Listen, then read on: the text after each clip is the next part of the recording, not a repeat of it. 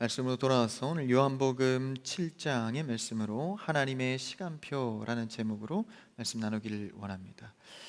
이제 우리가 긴 6장의 내용을 예수님의 설교를 좀 보았고 이제 넘어오면서 7장의 내용으로 옵니다.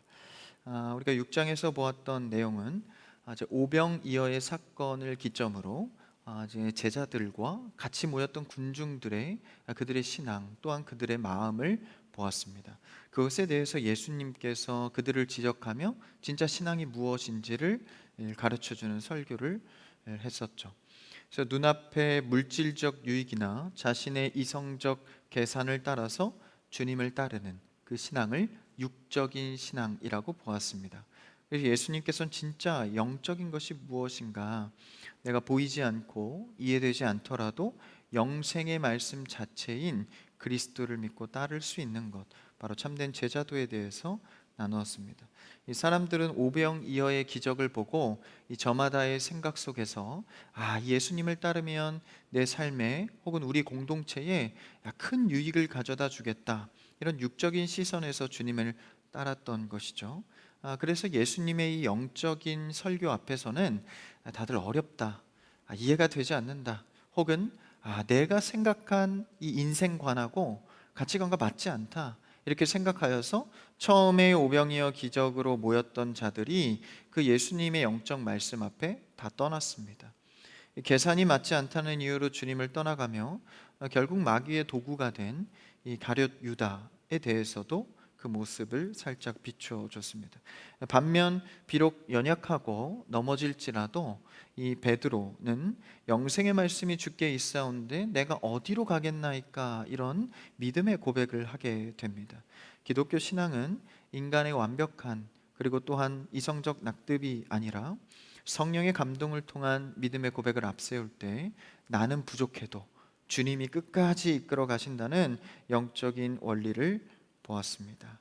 그래서 말씀이 영적으로 받아들여지지 않는다는 이 군중들을 뒤로 하고 오늘 7장의 말씀으로 넘어오게 됩니다. 7장 초두에 함께 마주하고자 하는 말씀은 이제 군중들이 예수님을 떠나간 이 쓸쓸한 배경을 뒤로 하고 이제 유대인과 바리새인들 그리고 또한 율법 학자들이 이제 본격적으로 예수님에게 공개적인 이 정의를 드러내는 이제 장면이 됩니다.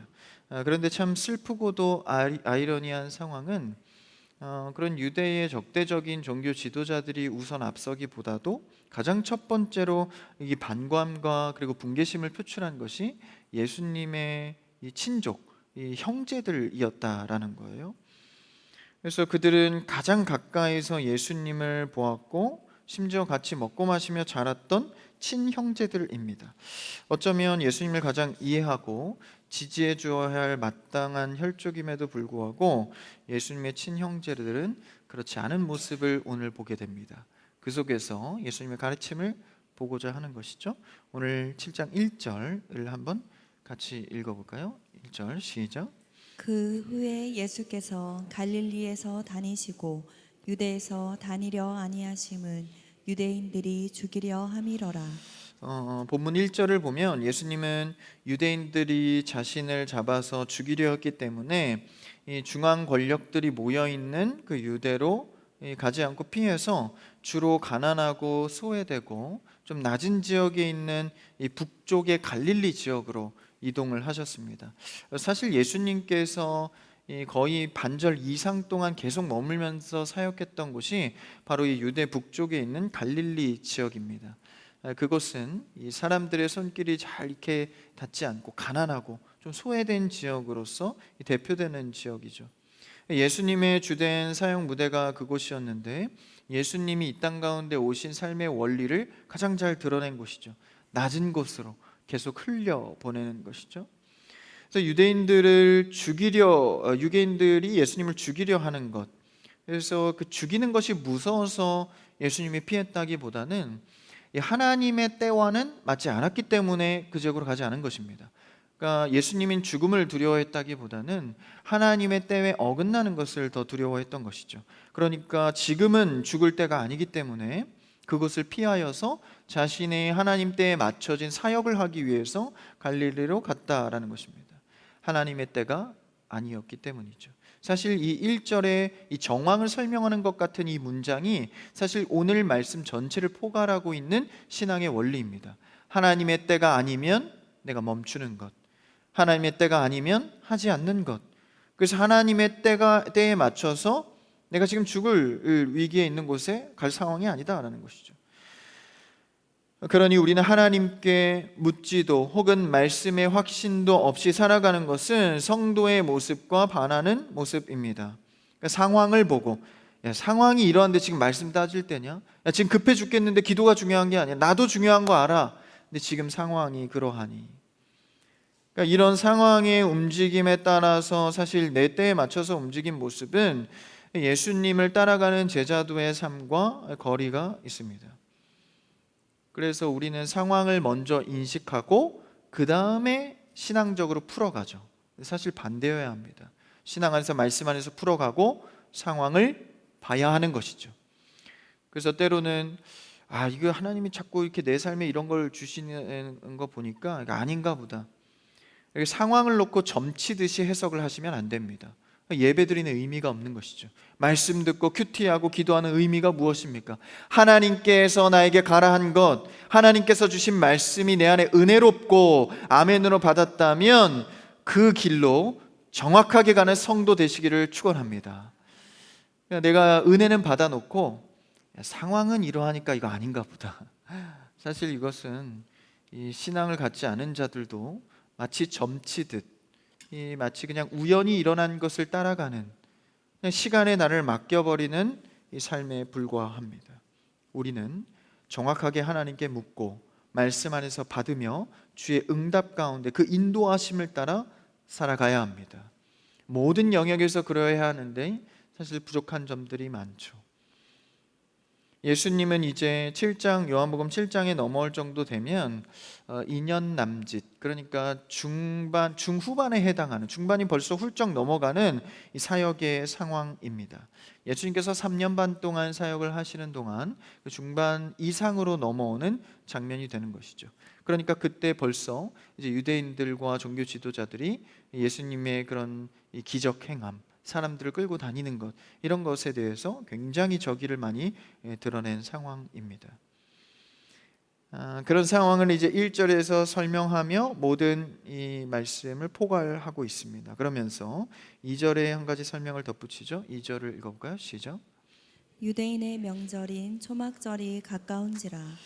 유대인의 큰 명절 3대 절기 중에 하나인 이 초막절은, 초막절이 되면 이 유대인들 또 흩어져 있던 사람들이 이 절기를 지키기 위해서 다 이제 예루살렘으로 모이게 됩니다. 사실 이런 절기들은 모두 다 이 구약을 통하여서 이제 비롯된 전통인데, 그 구약은 사실 메시아를 가리키는 상징의 제사들입니다. 초막절, 유월절 다 마찬가지죠. 이 메시아 그리고 또 예수 그리스도를 예표하고 있는 이 절기들인데, 사실 이 사람들은 초막절에 모이고 유월절에 모이고 있지만 실제 이 땅에 오신 예수님을 영적으로 보지 못하죠. 어쩌면 우리도 열심히 예배도 드리고 무언가 열심히 기도도 하는데 진짜 예수님의 마음을 모르고 살아가는 것과 비슷해 보일 수 있습니다. 그런 초막절 앞에 수많은 유대인의 인파가 예루살렘으로 몰려든 상황입니다. 그때에 한번 3절과 4절을 한 번에 읽어볼까요? 같이요, 시작. 그 형제들이 예수께 이르되 당신이 행하는 일을 제자들도 보게 여기를 떠나 유대로 가소서. 스스로 나타나기를 구하면서 묻혀서 일하는 사람이 없나니 이 일을 행하려 하거든 자신을 세상에 나타내소서 하니. 예수님은 하나님의 때에 맞춰서 유대로 가지 않고 갈릴리에서 사역을 하고 있습니다. 그런데 마침 초막절이 되어서 유대로 사람들이 굉장히 많이 몰려 있는 것이죠. 이 상황에 갈릴리에서 형제들이, 예수님의 친형제들이죠. 그러니까 예수님은 장자니까 동생들에 해당합니다. 예수님의 동생들이 다가와서 이런 요구를 합니다. 당신이 행하는 일을 제자들도 보게 하고 많은 사람들이 당신의 이 사역을 보게 하기 위해서 유대로 가세요라고 동생들이 요청하죠. 그래서 이 예수님의 어떤 대단한 행적들 또한 사역들을 보면서 야, 유대 가서 뭔가 더 큰 일을 해야 되지 않겠습니까? 라고 요청하는 것으로 보입니다. 우리가 이 구절을 겉으로만 읽으면 형제들이 이 형인 이 예수님을 생각해서 걱정하면서 이왕 사역자로 나설 거면 이 갈릴리 구석 촌동네에 있지 말고 좀 메인 동네 이 서울권에 가서 거기서 좀 사역 중앙 무대에 진출을 하십시오라고 선의의 권유를 하는 것처럼 보일 수 있습니다. 그런데 이 문맥과 어조를 원어적으로 깊이 들여다보면 사실 그렇지 않습니다. 여기에서 형제들은 깊은 섭섭함, 반감, 또한 나아가 불만이 섞여서 그것이 얹혀서 지금 예수님께 요청하고 있는 것이죠. 이 복음서의 마태나 마가 다른 기록들을 보면 이제 형제들과 또 마리아 어머니, 예수님의 이 친어머니죠. 어머니가 예수님을 찾아옵니다. 예수님이 한창 사역을 하고 말씀을 제자들에게 가르치는데 이 형제들과 예수님의 어머니가 찾아온 거예요. 왜 찾아왔을까요? 자꾸 이 고향 동네에서 소문이 들리는 거예요. 예수님이 이렇게 종교 전통에 다르게 자꾸 역행하면서 이상한 종교 지도자들에게 반하는 얘기들을 자꾸 하고 죽으러 간다 그러고 이런 소리를 하니까 이 형제들에게 예수님이 미쳤다는 소문이 들려온 겁니다. 그래서 도대체 어떻게 된 일인지 직접 형한테 가봐야겠다 해서 찾아오죠. 그 찾아온 예수님과 이 마리아에게 예수님이 뭐라고 말씀하십니까? 이 누가 내 형제냐? 누가 내 어머니냐? 그러니까 하나님의 뜻으로 사는 자, 하나님의 뜻대로 행하는 자가 내 가족이다. 이런 서운한 말씀을 하시고 냉정한 답변 가운데 그들을 돌려보내시죠. 사실 이런 이 문전박대와 같은 이런 취급을 당하고 이 형제들도 얼마나 서운했겠습니까? 그리고 예수님의 사역 가운데 다 이해하지 못해도 뭔가 좀 수습을 하려고 갔는데 상처만 입고 돌아온 것이죠. 이게 육신에 매여 있는 자들의 모습입니다. 사실 모르는 사이에서 예수님을 믿는 것이 훨씬 쉽죠. 가족은 잘 알잖아요.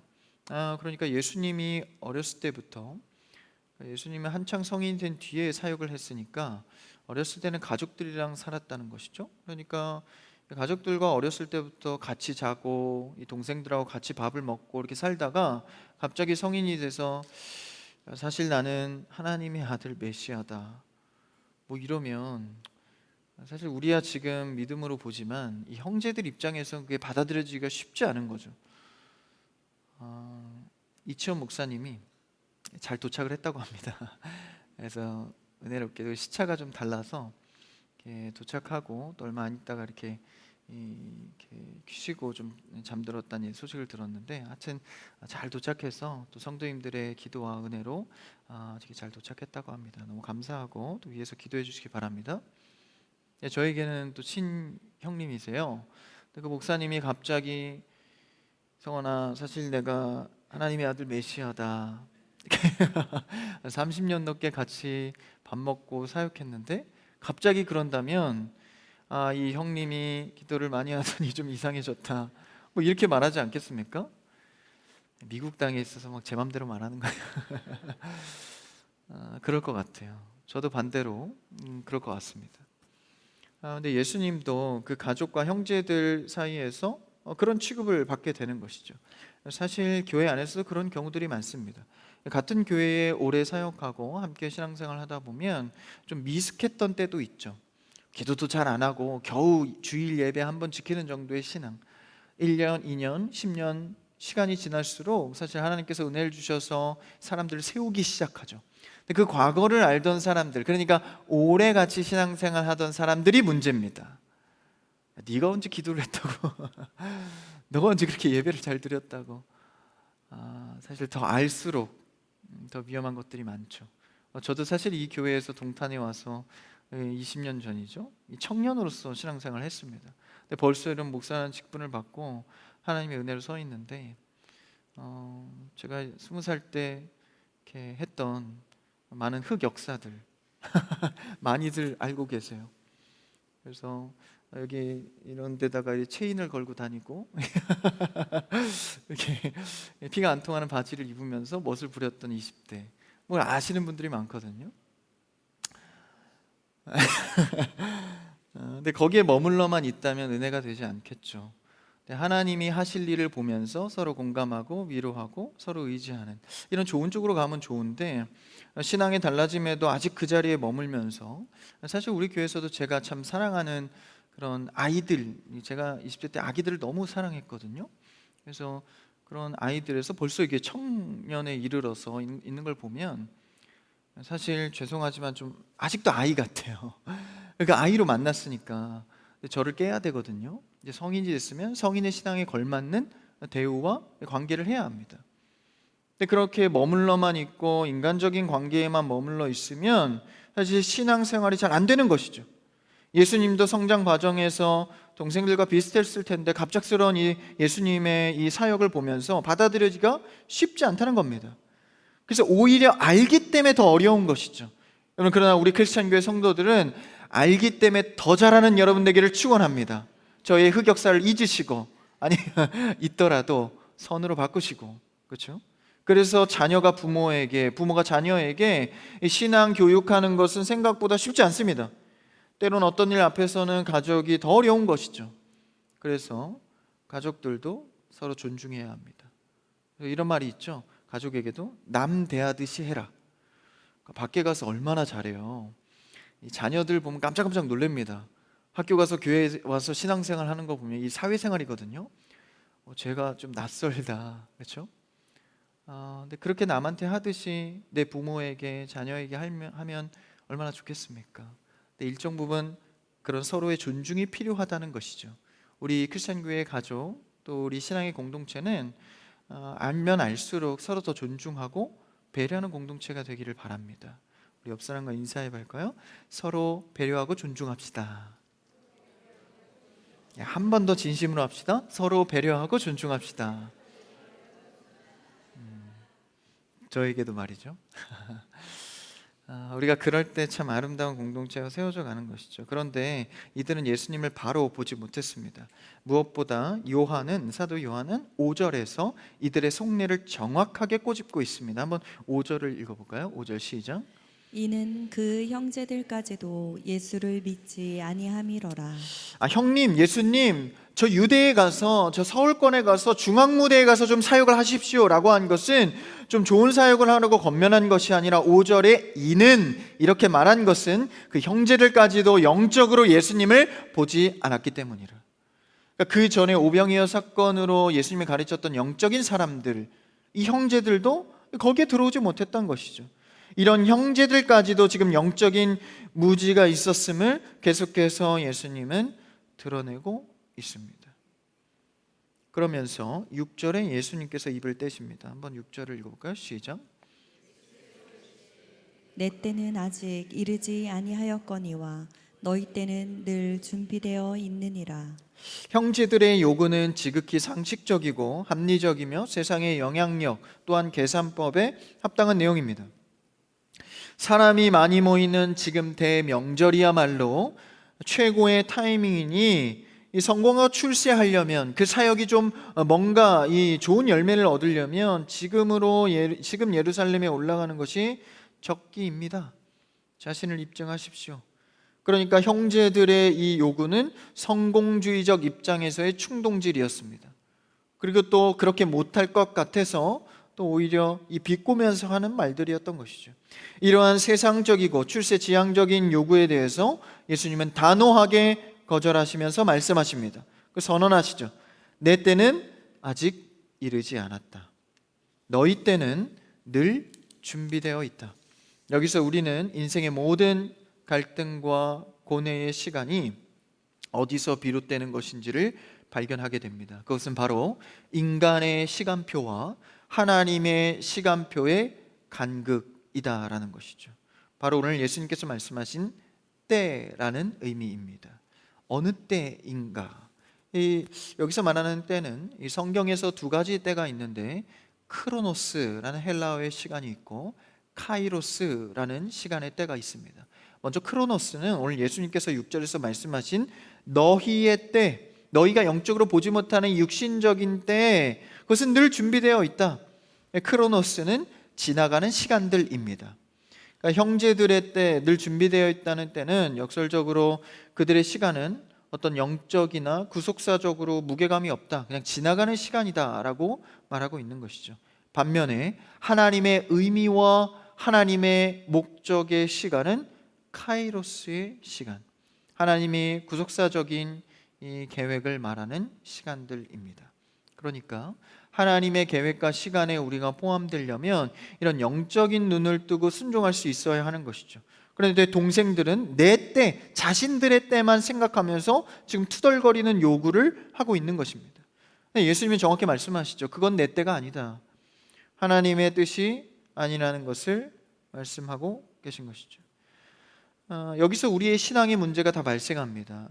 우리의 때, 인간의 요구, 그리고 하나님의 시간 사이의 간극을 말하는 것이죠. 인생은 세상에서도 타이밍이라고 말합니다. 우리 성도는 하나님의 타이밍을 잡을 수 있는 성도가 되어야 합니다. 어느 때가 하나님의 때인가? 하나님이 바라는 시간은 무엇인가? 그것이 누가 정한 타이밍이고 누가 보기에 만족하는 때인가? 여러분, 어쩌면 우리는 나의 때에 맞춰서 하나님의 시간과 상관없이 우리의 요구를 주장할 때가 많은지 모릅니다. 우리의 편에서는 늘 조급하죠. 지금이 내 때인 것 같아서 하나님의 때를 끌어당깁니다. 그래서 기도해서 하나님의 때를 바꾸려고 시도를 합니다.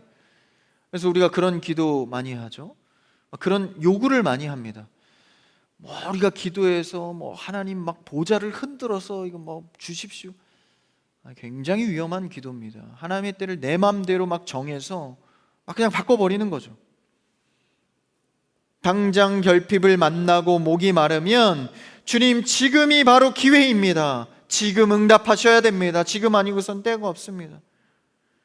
그러면서 나를 사용해 달라는 말에 얹혀서 지금이라고 항상 말을 합니다. 형제들도 지금 예루살렘으로 올라가십시오 소리치고 있는 것이죠. 바로 이것이 우리의 크로노스의 시간입니다. 그러나 하나님의 시간, 카이로스의 시간은 주님이 명확히 정하신 목적과 뜻을 품은 시간들입니다. 하나님의 말씀은 1.1획도 변함이 없어서 말한 그대로 됩니다. 그러니까 우리가 그 시간과 때를 생각할 때 우리의 때를 낮추고 겸손히 주 앞에 나아가야 하는 것이죠. 주님은 세상이 밀어붙이는 방식과 타이밍에 이 시중드는 이가 아닙니다. 우리는 하나님의 때를 귀 기울이고 겸손히 주님 앞에 그 때를 구해야 합니다. 아무리 갈급할지라도 주님은 아직 내 때가 차지 않았다라고 말씀하는 것이죠. 출애굽의 이스라엘 백성들도 하나님의 인도를 따라서 홍해가 갈라진 기적의 역사를 통해서 애굽에서 출애굽하게 됩니다. 그런데 그들이 르비딤에 도착했을 때 가장 큰 환난을 만나죠. 바로 물이 없는 문제였습니다. 인간의 가장 기초적인 공급이죠. 하나님의 인도하심 좋다. 근데 우리가 물은 먹고 살아야 될 거 아니냐, 이거 당연한 거 아니냐, 여기에 함정이 있는 것이죠. 여러분, 아무리 당연한 우리의 인생의 시간도요, 하나님의 주권 없이는 되는 것이 없습니다. 기억하셔야 됩니다. 아무리 사소한 것도 하나님의 때가 필요합니다. 그런데 그들은 물이 공급되지 않자 하나님의 인도하심이 맞는 거냐? 오히려 애굽의 때가 낫겠다. 바로 크로노스의 시간을 추억하며 불평합니다. 하나님의 때로 우리의 결핍을 통해서 우리의 무지함과 이 불충한 그런 이스라엘의 민낯을 폭로하는 때인 것이죠. 물의 결핍을 통해서 너희들이 어떤 죄인이고 내 앞에 어떤 자인지를 폭로하는 하나님의 시간입니다. 근데 그 시간에 물을 달라는 거예요.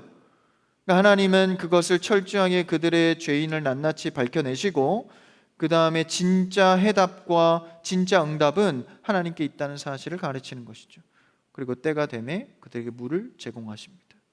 그러니까 하나님의 시간표는 우리의 때와 달랐다라는 것이죠.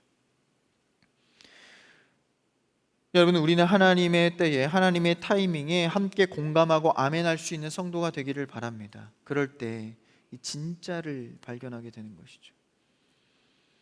그래서 진정한 전환점은 내 시간표를 고집하는 데서 벗어나서 믿음의 눈을 들어서 하나님의 시간표, 그 채널에 고정하는 것, 그래서 나를 조정시키는 것이죠. 그래서 예수님 말씀을 이어가십니다. 7절, 오늘 말씀 돌아와서 읽어볼까요? 7절 시작. 세상이 너희를 미워하지 아니하되 나를 미워하나니 이는 내가 세상의 일들을 악하다고 증언함이라. 세상이 너희를 미워하지 못한대요. 오히려 나만 미워한대요. 왜 그렇습니까? 너희가 크로노스의 시간의 흐름에 맞춰서 살아가니까 세상이 너희를 미워할 이유가 없다는 거예요.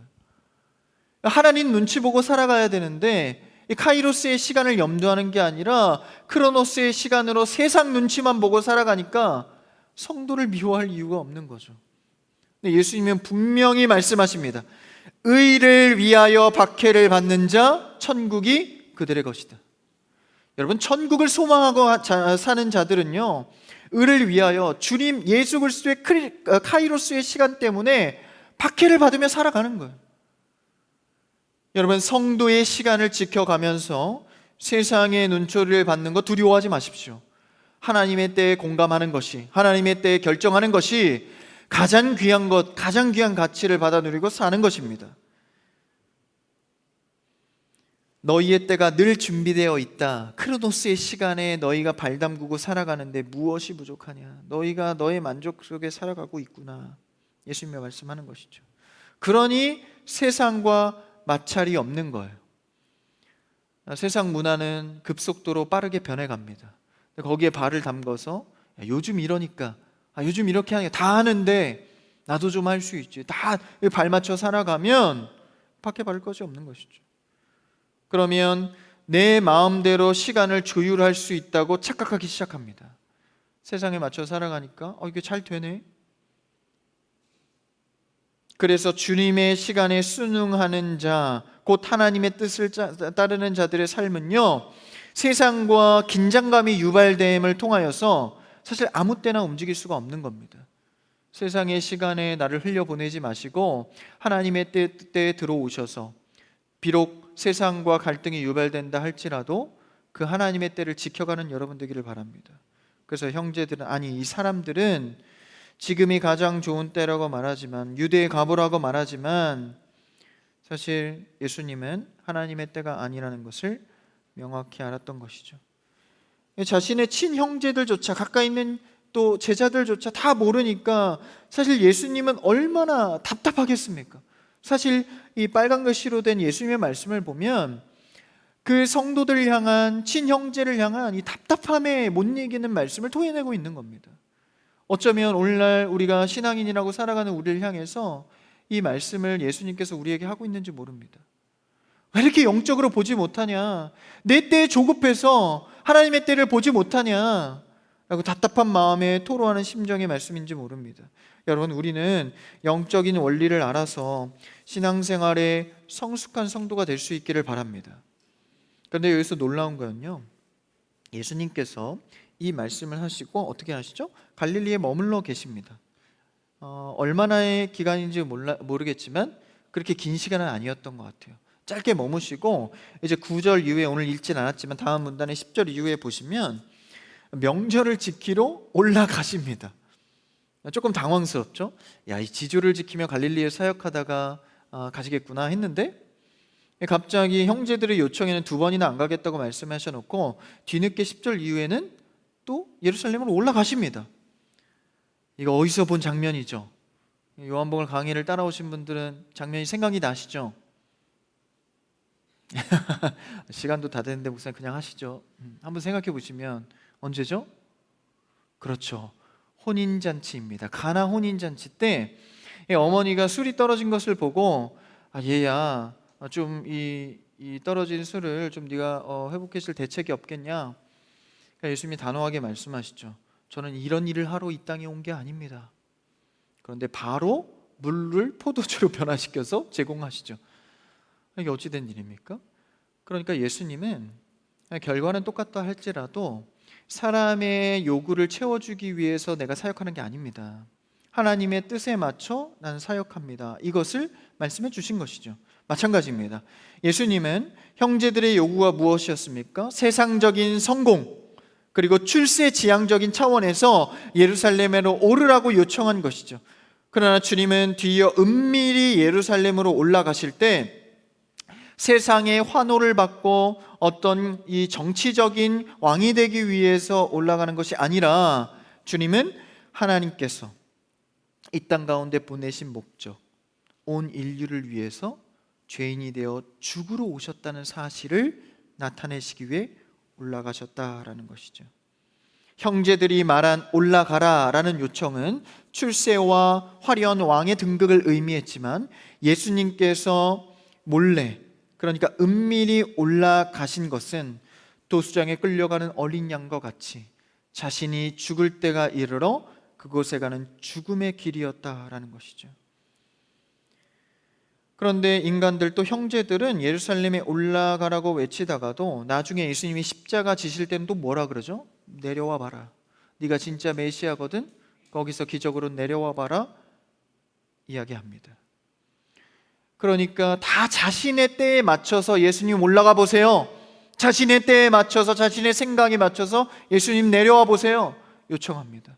어쩌면 우리의 기도 제목의 수많은 제목들은 주님 지금 해주세요, 지금 하지 마세요 라는 요청들로 가득한지 모릅니다. 그러나 예수님의 이 제자도는 예수님의 영적인 의미를 알고 따라오길 원하는 것이죠. 어쩌면 우리에게 주어진 응답이 결과론적으로는 같은 응답일지 모릅니다. 그러나 예수님의 영적인 요청에 함께 합류하고 공감해 살아가는 여러분이 되기를 바랍니다. 우리가 기도 응답에만 매여 있는 것이 아니라 그 기도 응답 과정에 어떤 영적인 축복을 주는가, 그래서 그 죽음의 길에 우리도 묵묵히 따라갈 수 있도록 분별하고 공감할 수 있는 우리가 되기를 바랍니다. 사랑하는 성도 여러분, 오늘 우리 안에서 이 형제들의 모습과 요청이 있는지 모릅니다. 주님, 지금이 적기입니다. 지금 하셔야 됩니다. 내 욕망의 시간표대로 주님을 부추기고 있는지도 모릅니다. 그러나 오늘 말씀을 통해서 우리가 붙들어야 할 기도 제목은 주님 앞에 나의 서두름과 불안, 세상적인 성공주의를 내려놓고 내 욕망이 이끄는 시간표가 아니라 주님이 정하신 시간과 때를 겸손하게 들을 수 있는 여러분이 되기를 바랍니다. 그래서 이 밤 기도할 때 주님, 나의 고집을 꺾어주시옵소서. 나의 교만을 꺾어주시고 겸손히 하나님의 뜻에 따를 수 있는 제자, 신앙인, 자녀가 되게 하여 주시옵소서. 그래서 세상의 헛된 양식이 아니라 영원한 생명 가치를 따르다가 일상 속에 숨겨진 하나님의 일들을 발견하고 누리는 우리가 되게 하여 주시옵소서. 이런 기도 응답이 오늘 이 밤 이 공동체에, 가정에, 개인에게 충만하기를 주님의 이름으로 축원합니다.